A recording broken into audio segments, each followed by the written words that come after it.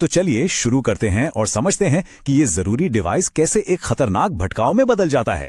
तो सवाल ये है कि आखिर एक फोन में ऐसा क्या है जो उसे इतना खतरनाक बना देता है तो बस एक डिवाइस ही है ना।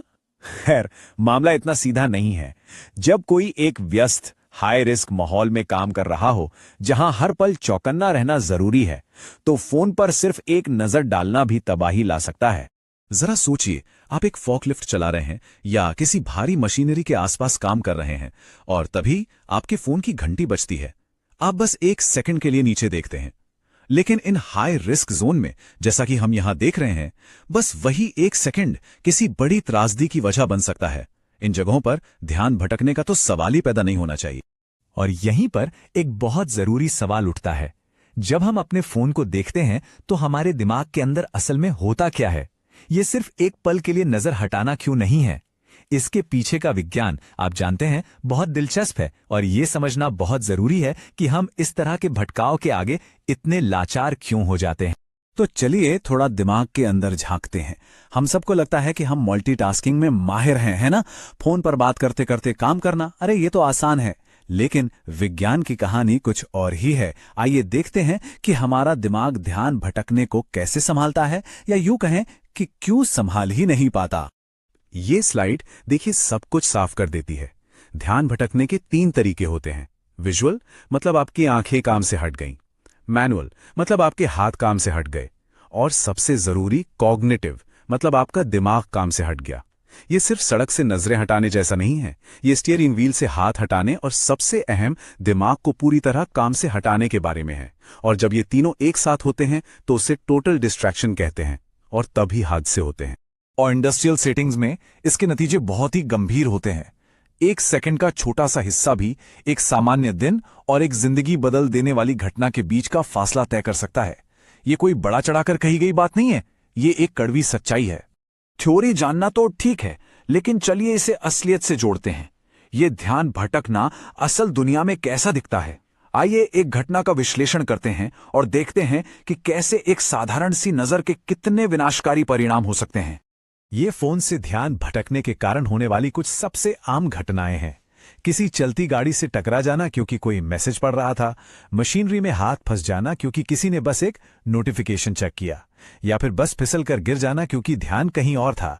ये कोई काल्पनिक बातें नहीं हैं, ये वो असल खतरे हैं जिनका लोग हर रोज सामना करते हैं।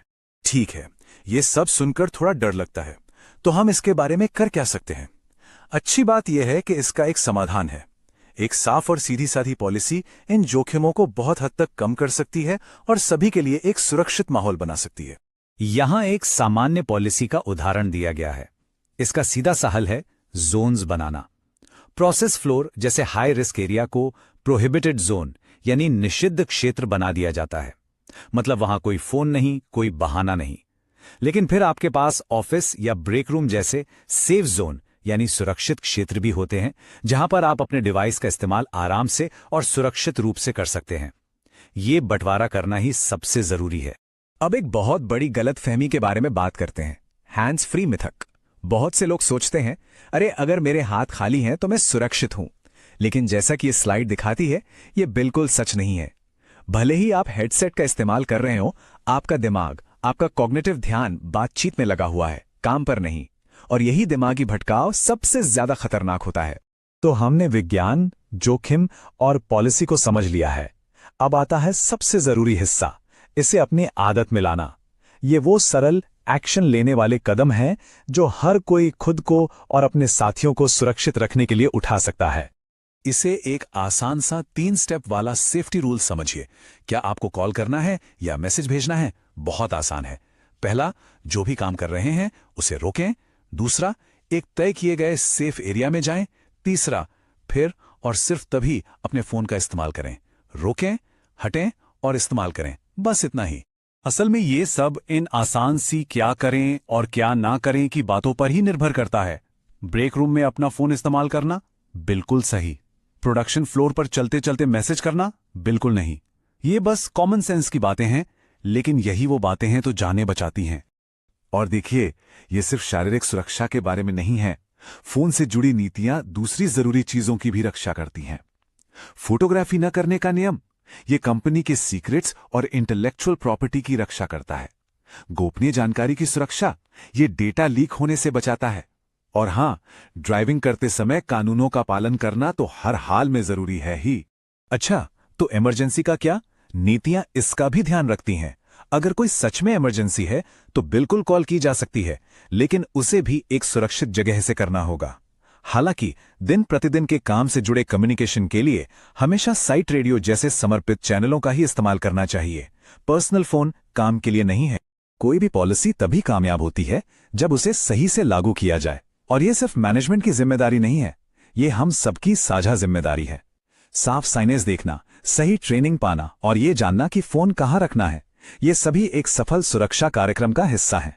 ये सब जवाबदेही के बारे में है, हम सबकी। और ये सब बातें इस एक शक्तिशाली विचार पर आकर खत्म होती हैं। आप सब पर्सनल प्रोटेक्टिव इक्विपमेंट यानी पीपीई के बारे में तो जानते ही होंगे। आपका हेलमेट, सेफ्टी ग्लासेस, आपके ग्लव्स, वो आपके शरीर की रक्षा करते हैं। लेकिन आपका ध्यान, वो आपका सबसे महत्वपूर्ण पीपीई है। वो आपके जीवन की रक्षा करता है। ये वो मानसिक ढाल है जो आपको हर खतरे से सुरक्षित रखती है। तो अगली बार जब आप काम पर अपना फोन निकालने लगें तो बस एक पल के लिए रुकें और सोचें। जोन्स का सम्मान करें, जोखिमों का सम्मान करें। याद रखें, सबसे एडवांस सुरक्षा फीचर तकनीक का कोई टुकड़ा नहीं है, ये आपका अपना केंद्रित अटूट ध्यान है।